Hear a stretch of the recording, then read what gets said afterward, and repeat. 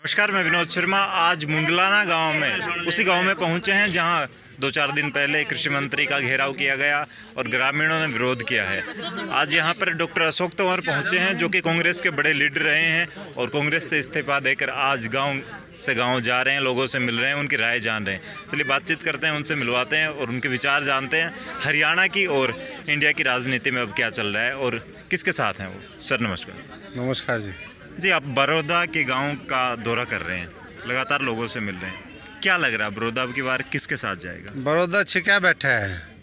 इस बीजेपी कांग्रेस जितने और पार्टी हैं बड़े दुखी हैं ये लोग। चाहे यहाँ का साधारण परिवार का किसान हो, गरीब हो, मजदूर हो, कोई छोटे छोटे काम धंधे करने वाले लोग हैं, किसी को कोई उम्मीद नहीं। राशन कार्ड इनके दे नहीं रखे या 100 गज के प्लॉट जो हैं आज तक नहीं मिले, वो केवल मात्र घोषणाएँ हुई हैं। तो ऐसे में इन लोगों ने जो यहाँ कृषि मंत्री आए थे उनका घेराव नहीं किया था जी, उनका स्वागत किया था अपने तरीके से। जो काम नहीं करता, निकम्मा होता है, निकम्मी सरकार का प्रतिनिधित्व करता है, उसका ये लोग इसी तरीके स्वागत करते हैं, काले झंडे दिखा करके। तो आप बड़ा पद रहा है आपका, बड़े नेता रहे हैं, बड़ा नाम रहा है, क्या सही है इस तरीके से एक बड़े नेता जो कि कृषि मंत्री हैं, एक पद है उनका इस तरीके से? देखिए लोगों के अंदर कृषि मंत्री ने एक वीडियो वायरल किया है, वो कह रहे हैं कि मेरा कोई घेराव ही नहीं हुआ है, ये सोशल मीडिया पर वीडियो मैं तो खुद कह रहा हूँ स्वागत करा है इनका जी। स्वागत ऐसे ही करते हैं, अपने अपने तरीके से लोग करते हैं जी। तो चलिए ये बताइए सर कि अभी जो अध्यादेश वाली बात चल रही है, 3 अध्यादेश सरकार कह रही है बहुत ठीक हैं, किसान के फायदे की बातें चल रही हैं, दूसरी तरफ सड़क पर किसान आए हुए हैं, रोजाना उनके ऊपर लाठियां भी चल रही हैं, किसान नारेबाजी कर रहे हैं, विरोध कर रहे हैं सरकार का लगातार। देखो ये साबित करना चाह रहे हैं कि भाई हम शाने हैं सिर्फ बीजेपी वाले और बाकी पूरा देश पागल है, ये इनका कहने का मतलब है जी। अगर किसान के फायदे की बात है तो फिर किसान विरोध क्यों कर रहे हैं? कहाँ संवाद में कमी है? तो बताओ ना, समझाओ किसान को कि भाई हम MSP ख़त्म नहीं करेंगे। आप समझाते क्यों नहीं कि भाई हमने जो है किसान की दुगनी आय करने का जो कदम उठाया था उसमें 1.5 गुना बढ़ा दिया, 1.25 बढ़ा दिया, 2.25 हो गए, दुगना कब होगा? आप बताते क्यों नहीं? आप क्यों अडानी और अंबानी के लिए काम कर रहे हो? तो ये पूरा देश जान गया है इनका असली चेहरा। मैं तो बहुत पहले, मैं तो गुजरात की इनकी प्रयोगशाला में बहुत लंबे समय रह गया है, 3.5 साल वहाँ का प्रभारी था मैं, तो मैं तो जानता हूँ कितने निकम्मे हैं। और हम तो देश को बताते थे भाई निकम्मे ही हैं, इनको इनसे बच के रहो, ये जलाने, बांटने, काटने, इसके अलावा इनको कोई काम नहीं आता। इसलिए सतर्क रहोगे तो बचा लोगे और नहीं तो मरोगे। अब धीरे धीरे उसी तरफ जो है देश भी और ये हरियाणा प्रदेश भी जा रहा है। अब बड़ौदा का मौका आया है तो बड़ौदा में मैं सबकी राय जानने के लिए आया हूँ कि भाई आपको तो पता है हमने तो साधारण परिवारों के लिए, किसान, गरीब, मजदूर के लिए, कर्मचारी और छोटे छोटे दुकानदारों के लिए, उनके संघर्ष के लिए ये पार्टी छोटी थी, बेईमानों की पार्टी।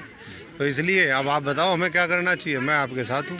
तो अब ये जो सारे साथी तय करेंगे उसके हिसाब से आगे का काम करेंगे। आपने पूरा प्रदेश संभाला है कांग्रेस की तरफ से, बड़ा नाम रहा है, उसके बाद आपने छोड़ दिया तो आज आप कांग्रेस को चोरों की, लुटेरों की पार्टी बता रहे हैं। एक तरफ आपने बता दिया कि देश में सिर्फ 2 ही बड़ी पार्टी हैं और उनमें से एक डकैत है, एक चोर है, तो विकल्प क्या है? जनता किसके साथ विकल्प तो तैयार होगा, हरियाणा में भी होगा, बड़ौदा में भी होगा, पूरे देश में होगा, उससे खातिर काम करेंगे भाई। अगर आने वाला टाइम माने तो डॉक्टर अशोक तंवर किस पार्टी के साथ आ रहे हैं या नई पार्टी के साथ आ रहे हैं? आपके मन के विचार क्या? मन के विचार नहीं, ये जन के विचार चलेंगे। ये जो विचार बनाएंगे वो विचार चलेगा, मेरा मन का विचार नहीं। मैं तो मेरे मन का होता तो फिर मामला कुछ और होता। हम तो इन लोगों के लिए, लोग जो है ना राजनीति में कुर्सी के साथ चिपक जाते हैं और चीज़ों की मोह माया से चिपक जाते हैं। हम ये काम नहीं करते। हम तो ये देखते हैं कि कौन इस देश के हित में है, कौन प्रदेश के हित में है, कौन गरीब मजदूर किसान का हितैषी है और कौन विचारधारा और सिद्धांतों की लड़ाई लड़ता है। हमारी विचारधारा और सिद्धांतों की लड़ाई थी, हमने देखा है तो बेईमानों का गिरोह हो गया भाई, तो हमने छोड़ दी। पंजाब में अकाली दल ने अपना समर्थन वापस ले लिया है NDA से, अब उनके साथ जुड़ के नहीं रहेंगे। क्या लगता है हरियाणा में भी ऐसा फेरबदल देखने को मिल सकता है और हरियाणा सरकार 4 साल लगातार चलेगी या गिर सकती? देखो दिखा दे तो मज़ा आ जा, ठीक है, लेकिन कई भाइयों के लंबे टाइम बाद सूत आई है तो इतना आसान नहीं है। सारे अशोक तंवर थो ना मेरे भाई कि 25 साल की तपस्या नू कहते ले भाई ले तुम मरा हुआ शिकार खाने वाले हो, ले खाओ तुम, सारे ऐसे बोलने वाले थो ना। इलेक्शन से यहाँ पहले यहाँ तो चिपके हुए हैं कुर्सी से, ये कांग्रेसी भी से हैं। जी, छोड़ के आ जाओ ना, विधानसभा राज्यसभा जिस भी सभा में हो, दो इस्तीफा, आओ किसान अकेला जो कर मैं आ रहा हूँ भाई, फिर आओ मजा। एक लास्ट में आप सवाल रहता है कि आपने इलेक्शन के दौरान कहीं ना कहीं दुष्यंत चौटाला के फेवर अरे में आप मन तो बोल रहे सबकी थे। मदद करी भाई, मन्नत होने बेरा कौन कौन नाच बिठा होगा किस किस का, मन तो सबकी करी। अपने तो इस बार हम स्वतंत्र थे और हमने भाई जिसका मन करा, हमने तो इंडिपेंडेंट भी जिताए, हमने बीजेपी की भी मदद करी, हमने जो है जो ठीक कांग्रेसी थे कुछ जो तालमेल बिठा के उनकी भी मदद करी और इन लोगों की भी मदद करी। और जिसके गर्दन में सरिया था चाहे वो किससे पार्टी का था, मगर भाई सरिया और मरोड़ दोनों काट है इसकी, काटी लोगों ने, और जो बच गए वो ही बोले काट देंगे उनकी।